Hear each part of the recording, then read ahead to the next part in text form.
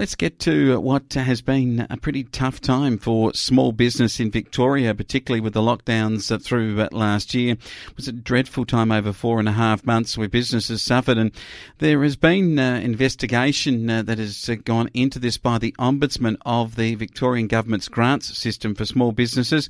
And this becomes a really interesting discussion topic because in April 2020, the trickle began of small business owners applying for government grants to keep them afloat. By September, the staff of the Ombudsman were looking to resolve over 600 individual complaints with the Department of Jobs, Precincts and Regions, who are administering grants in Victoria. So the Ombudsman launched an investigation, and ultimately what they found through the COVID-19 crisis in Victoria was that the complaints ranged from mental health issues for business people who were struggling to keep their business doors open, and obviously all of their life's work was going on hold, was before their eyes. They're losing their livelihoods, losing their ability to employ staff and so on and so forth. Obviously JobKeeper was coming in at a federal level, but at a state level, grants were available, but they weren't actually getting done, and the recipients weren't actually receiving the grants that the government had put up. COVID-19 lockdowns that felt like a hammer blow to small business, says the Ombudsman in its report.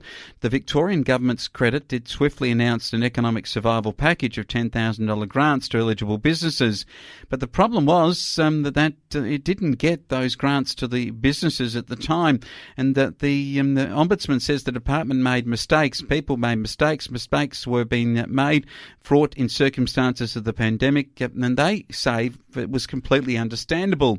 But Tim Smith, who is the shadow spokesperson, has tweeted that the Victorian businesses were completely shafted by the government.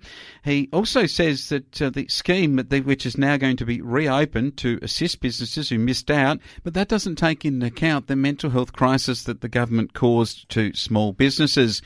And this becomes the question, doesn't it?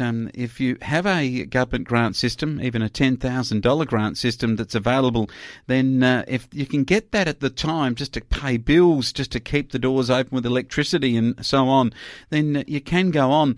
But jobs were lost, and no doubt frustration and mental health issues for the business owners were caused.